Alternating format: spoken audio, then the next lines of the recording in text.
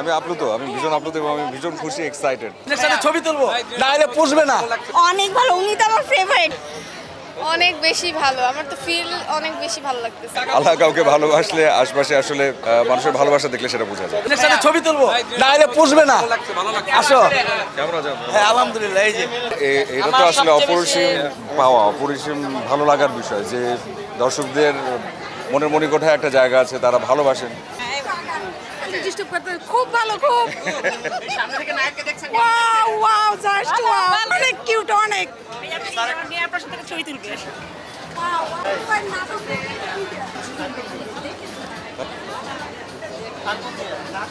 ছবি এইবার থ্রিটা মানে আগের গুলোর থেকে আমার কাছে এটাই সবচেয়ে বেশি। হিরোকে সামনে দেখছেন, কেমন লাগছে? অনেক ভালো, উনি তো আমার ফেভারিট। ওনার সাথে আমার ভার্সিটি লাইফেও দেখা হয়েছে। আমি আপ্লুত, আমি ভীষণ আপ্লুত এবং আমি ভীষণ খুশি, excited. Thank you, thank you. ভালো, ভয়ও পাইছি একটু বেশি। এখন নায়ককে দেখে কি মনে হচ্ছে? অনেক বেশি ভালো, আমার তো ফিল অনেক বেশি ভালো লাগতেছে।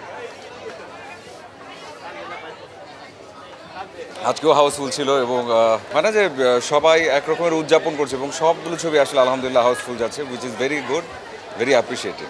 গানে দেখলাম দর্শক তালি দিচ্ছেন, কিছু কিছু দৃশ্যে যেখানে আসলে কিছু মজার দৃশ্য আছে সেই জায়গাগুলোতে সবাই হাসছেন, কিছু কিছু জায়গায় ভয়ঙ্কর দৃশ্য আছে, সেই জায়গায় আবার কিছু বাচ্চারা বের হয়ে যাচ্ছেন, আবার ফিরে আসছেন, সব মিলে খুব ভালো লাগছে।